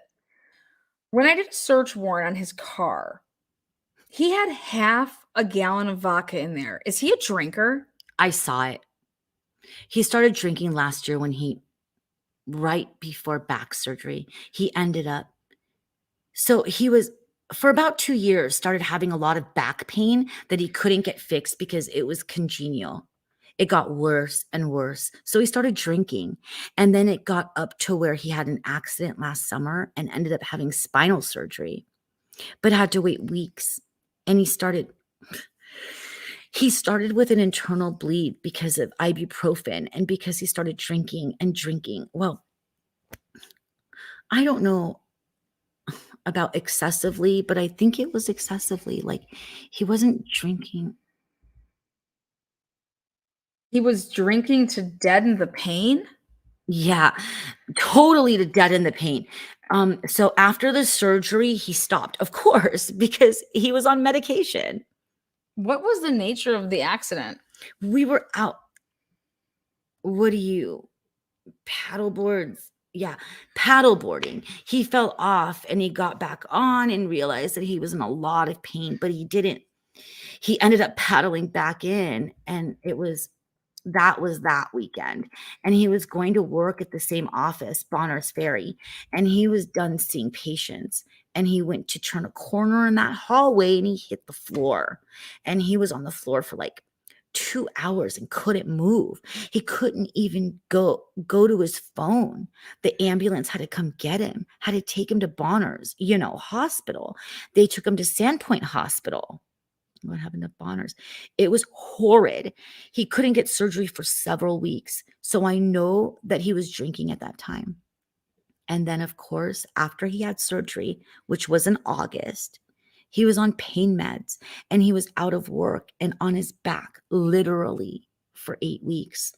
And of course, he was not drinking. He was, I was with him 24/7. So I know he wasn't drinking. This was August of 2019? Yeah. And probably within the last, it was when he broke his leg. I noticed he started drinking more wine at home. We never had hard liquor in our house. And so I was surprised to see the vodka in the back of his car. How did he break his leg? At Sandpoint office. He was coming out of the office and he slipped on the ice. When did that happen? That happened on, okay. Let's see. So he was going to have to wear his boot for 6 weeks and he probably had 2 weeks left. So he was in his boot when, he had 2 weeks left when he passed away. So I would say a month ago. I could get you an exact date, but I'd have to go look at my records. So I did see the vodka and that surprised me. Yeah.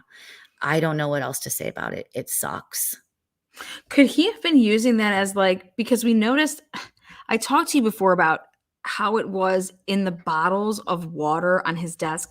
So right here, he's admitting, Tolleson and Van Leeuwen are admitting that they've talked to her before, but there's no record of them talking to her before on record.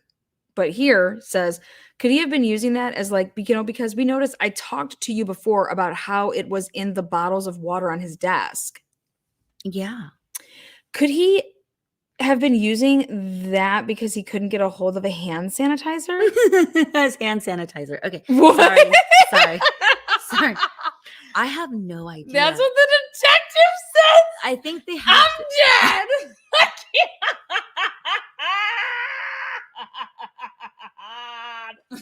They know what in the fuck? they know Okay, what sorry. they're dealing with. Okay, sorry. They have to appease her. Okay.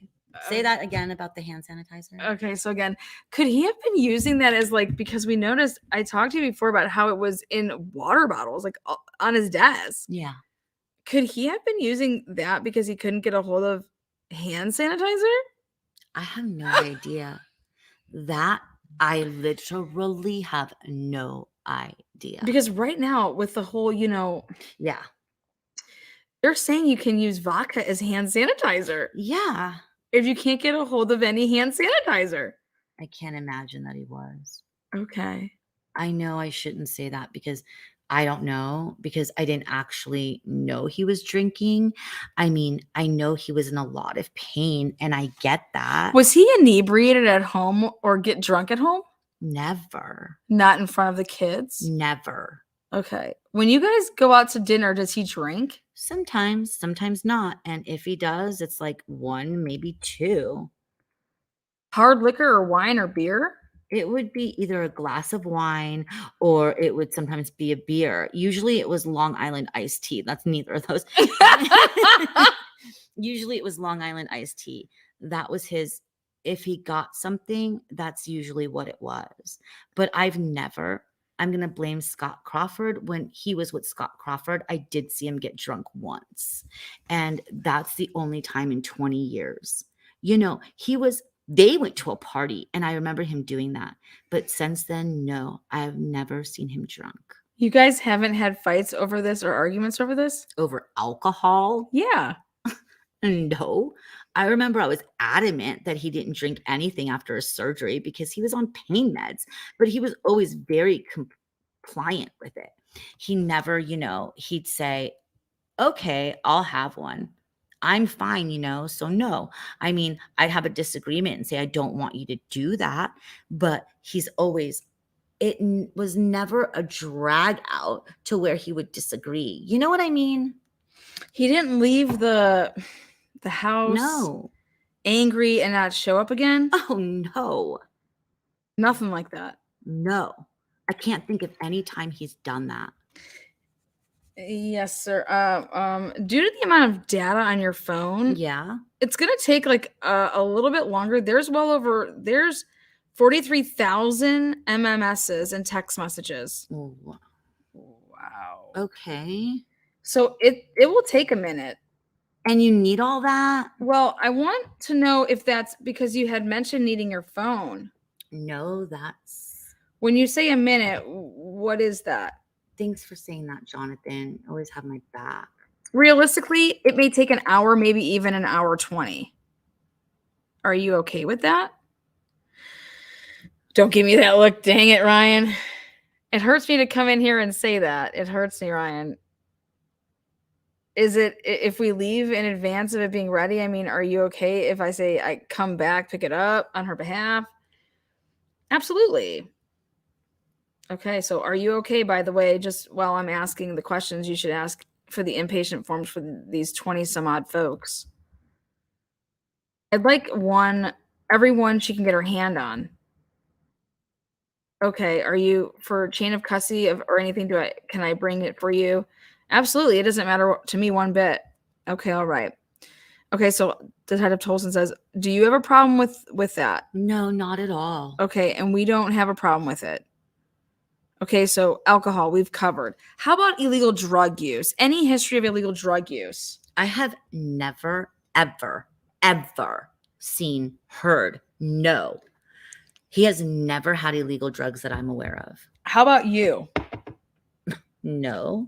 So this is sort of a weird, but any problems with the kids, any recent issues with the kids or their friends or anybody that is in your environment that may have a grudge against him because he did something or said something or made somebody feel bad or hurt somebody's feelings or yelled at a kid or. No, the kids they get along with everybody. Happy. I had to rack my brain over who would be upset at him or us because I even sat there and thought, well, are we safe? Like, should I be closing my blinds? Should I be, because her husband got killed with the blinds closed supposedly. So should I be closing my blinds? Should I be, you know what I mean? Like, it's just, I'm thinking until we find a motive. Is it us? Is it my family? So I started thinking through that, like, who would be upset at our family? And I cannot think of anybody who was upset at our family. Okay. I know that sounds like it's not possible. Political affiliations. Is he a member of Elks? No. Moose Lodge? No. Anything like that? The KKK? No. The KKK? Nothing like that. We're affiliated with nothing. Now, my husband was a Christian. He did play. Church. Did you go to church? Heart of the City Church in Coeur d'Alene. He usually often played worship music in the office, or he would play, just whatever. But I know that many, if not all, of his patients knew he was Christian. He had a lot of discussions with people about that. How long have you been going to Heart of the City Church? We moved here in 2012, so 2014. So I'd say 6 years. How often did you attend church services? Every week. Yeah. We're there several times during the week. Just my kids. Do your kids go too?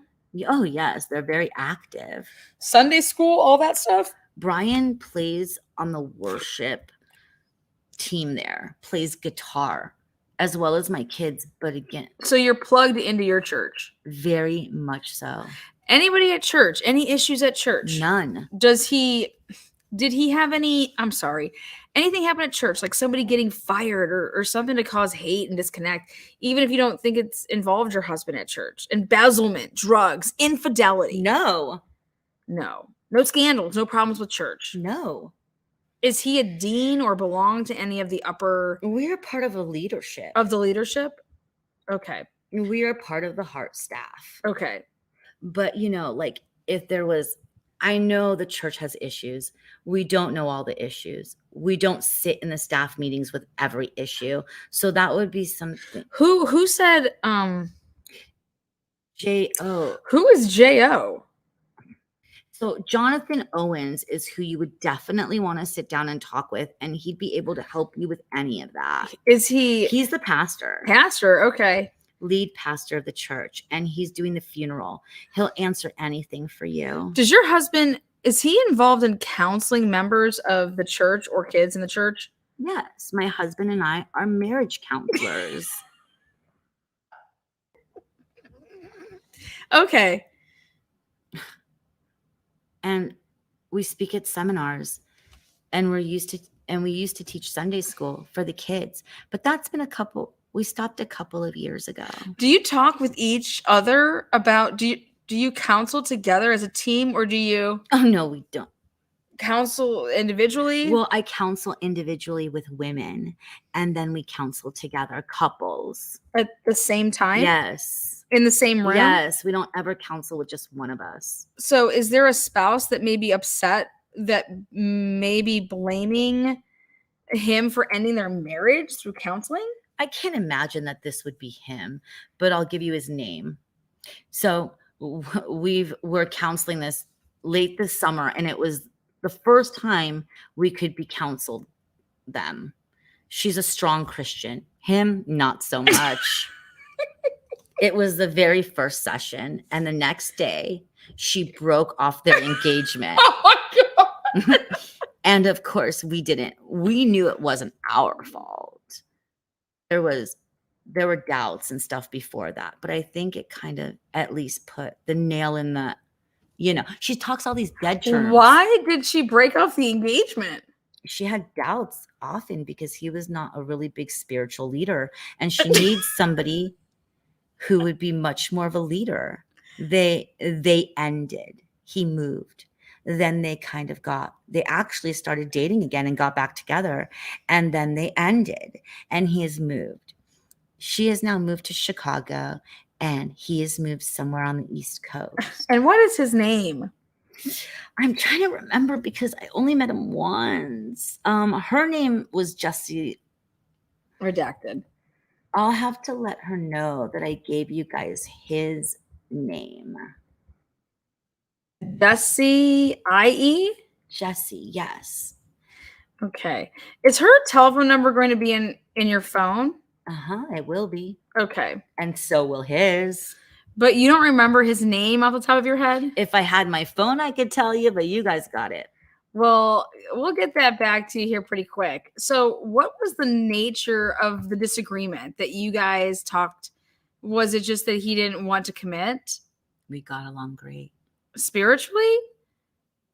No. Our counseling session was great. Even when he left, we loved him. He was very congenial. So did Brian talk to him individually? No.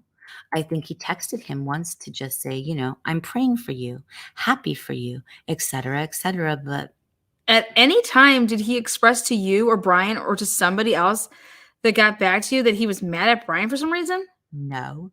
And I even asked Jessie, I was like, does he think this is our fault? Because, we laid down some things that were pretty important. And we knew going into this counseling session where the problem lied and where she was struggling. So we, tried to really talk through some of those.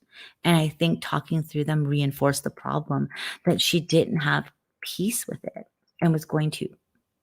And so Jessie always told us, this was not you at all. This was just, our counseling was her last ditch effort to try to make it work. And she realized that in counseling session that this is not, and I don't think it's going to work. Was there abuse involved? Was there No, a suspicion of abuse? not at all. He was very nice, but he really didn't. He was actually supposed to give my son some voice lessons. And I think that, and I can't promise whether Brian texted him afterwards, but we never heard from him again, which I did think that was odd because he seemed pretty professional and, just a genuine good guy. I would never have thought, How old approximately? 28. What did he do for a living? He was an actor. Okay. Sports. Does your husband, did he coach baseball, football, soccer, church team? He coached soccer. Before we move away from church, does he counsel kids at church? No. He doesn't counsel kids. Uh-uh. No youth camp. No. Okay. So go back to sports. Yes. So he used to coach soccer for many years. He hasn't for the last, I'd say, 2 to 3 years.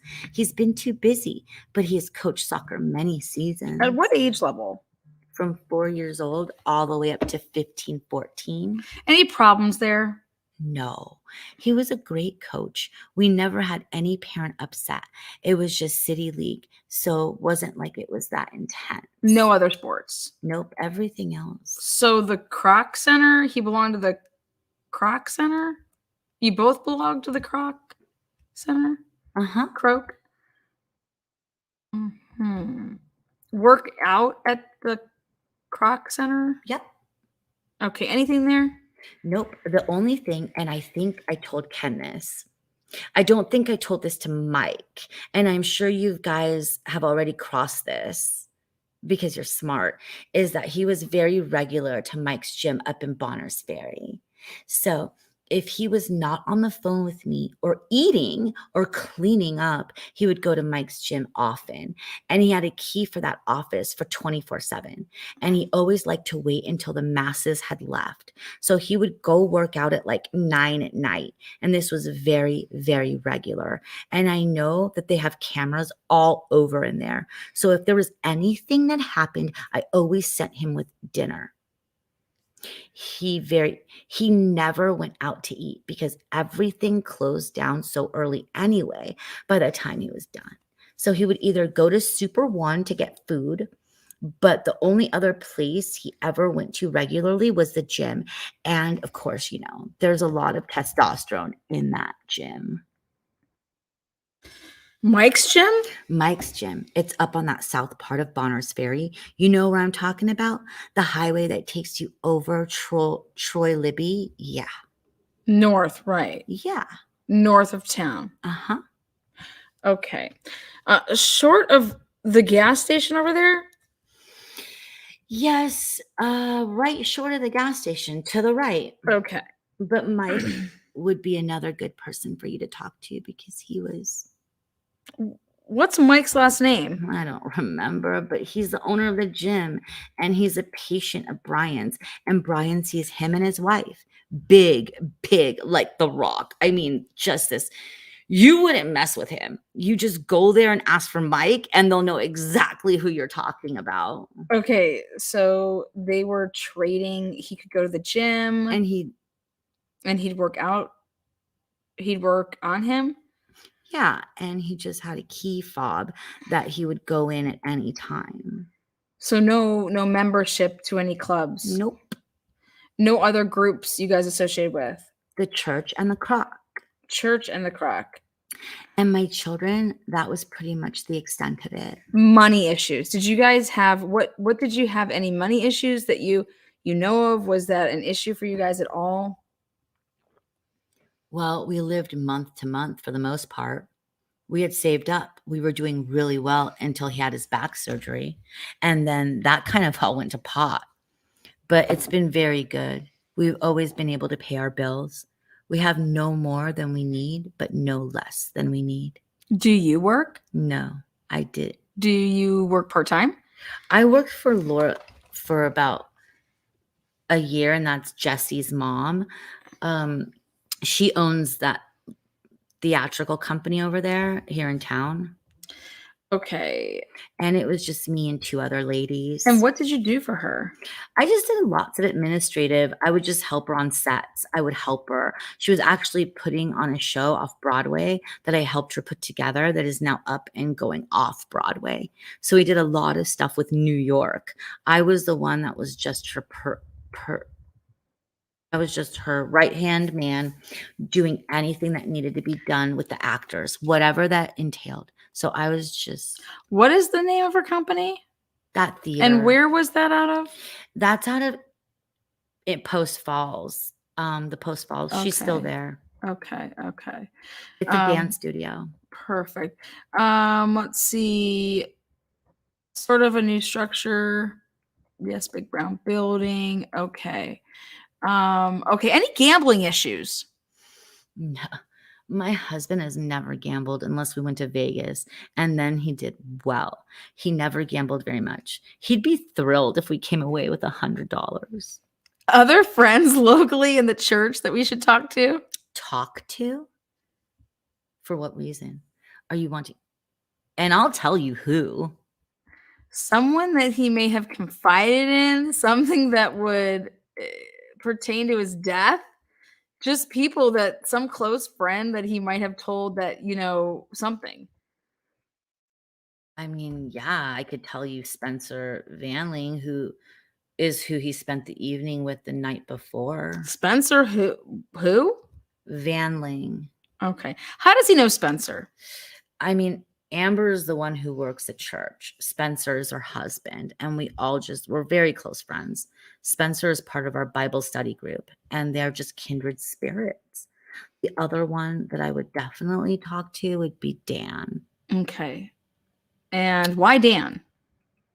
He plays bass guitar, so they would actually make music together. What instrument did your husband play? Guitar. Did he play for the church? He did. They played together for the church. Yes. And the other one that he played with was his third best friend here in town, is Joshua, and he played drums. And those four men together did everything together. They're all from church, and they came out and did a lot together. They were definitely the three men who know him best here. You emphasize the word men. Are there women that know him too, like we should talk to, or no? No, he just didn't hang with women, period. Period. We're gonna take a stop there. What's up, guys? Welcome to the transparency. Whoa. If you guys are tuning in, again, this is coming straight from the civil suit, which then all of these investigations and these interviews and interrogations, whatever you want to call them. But anyone else know a channel that tells you to thumbs down? Yeah, no, thumbs up, thumbs down. Make yourself known. What is up, Floydie? Floydie. Lana, I know you guys. I was trying to keep some of the stuff in, but like, she literally says no women. Period. You guys will see why. No women.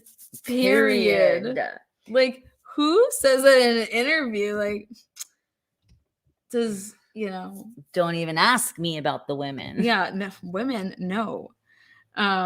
She might want to consider dropping the suit, says William Tari. Mm-hmm.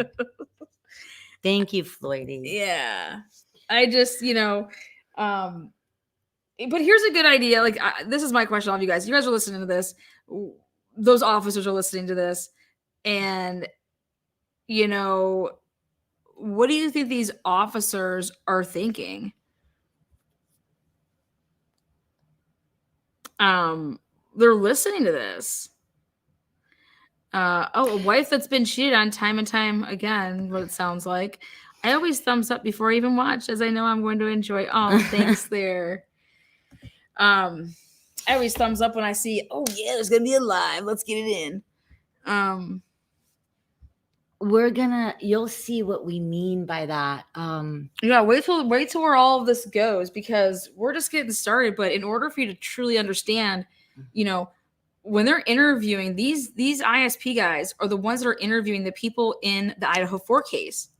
And so, they're obviously letting her just talk and kind of say whatever. But at times they're also cutting some stuff off, and we'll get to that. But right here, these are the officers that were interviewing people like your Bethany's, your Dylans, your Jack D's.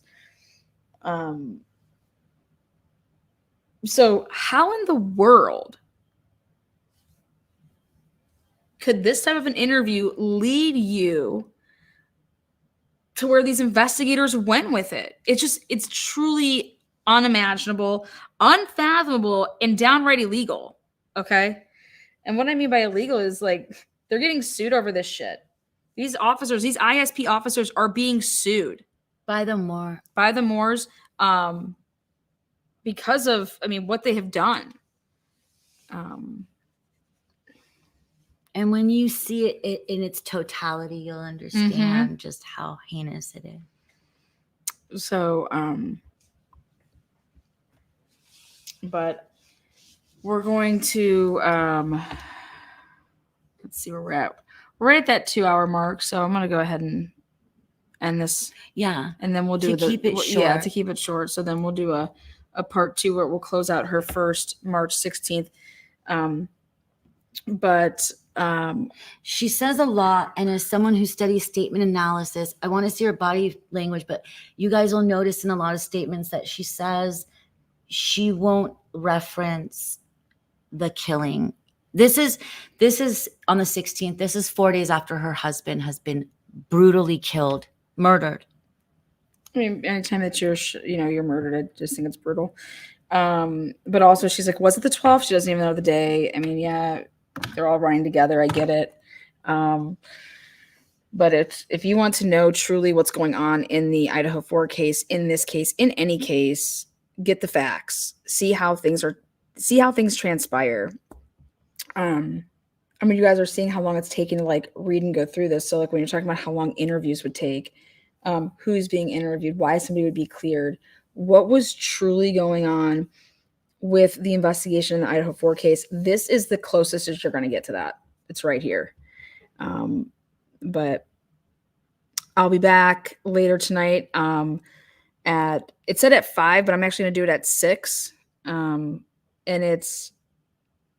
I'm comparing and showing you guys stuff that was written in the probable cause for Brian Kohlberger that now huge question marks are like, is this truly true?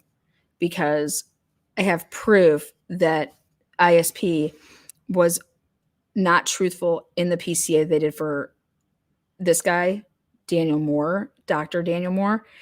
And so if they were untruthful and so easily able to be untruthful in a PCA to arrest a well-known figure in the community, well, what do you think that they went and did to somebody who was just, a college grad that's in the PhD program and just came across the country and has been here for 3 months.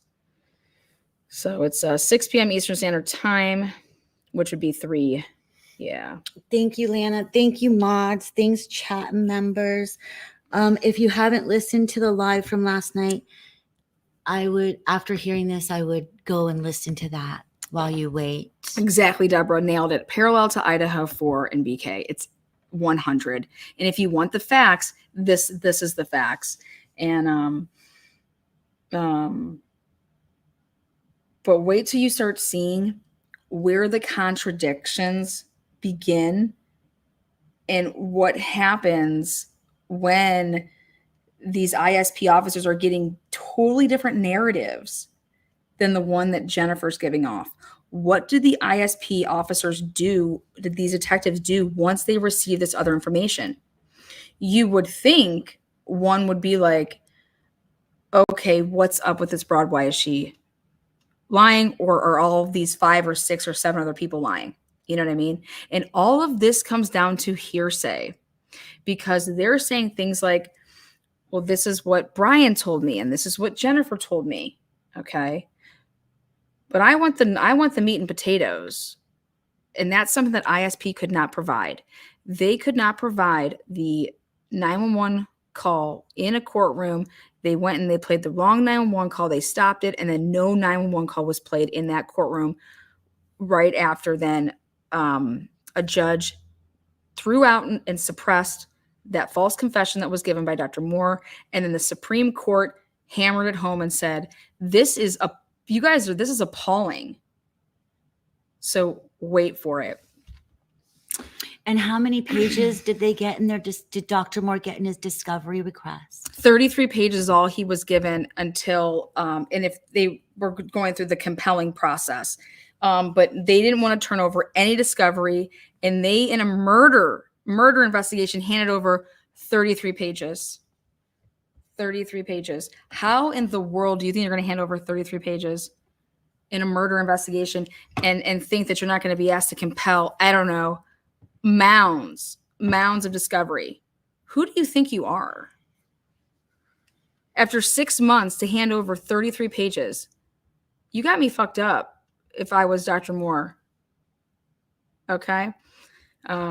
So, again, Lana always looks at the small print. Yeah, you know that. Again, thank you guys so much. We'll see you guys back a little bit later. Love you guys. Love you. And thank you, Bella, for the amazing read. She always nails these reads. Again, That's what I do on my channel. Don't forget, Tolleson seriously threatened Dr. Moore's witness. Oh, we're going to get all into that.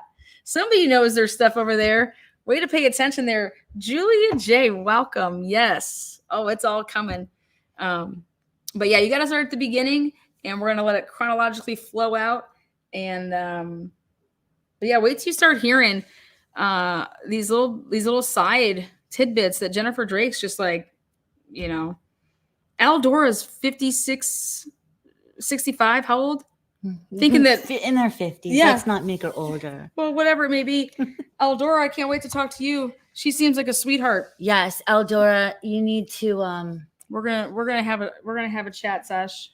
She's to think that, I don't know, maybe she wanted my husband and the husband killed my husband. Yeah. What? Jennifer Drake said that about her good friend Eldora. Jennifer Drake's just throwing everybody Spaghetti at the wall, what sticks? Exactly. You know. All right, guys, we'll see you soon. On your way out, take your touch DNA, hit a thumbs up, hit a thumbs down, make yourself known. I like Bella. She cool. All right, guys, see you soon. Peace. And again, thank you to the mods holding it down like you always do.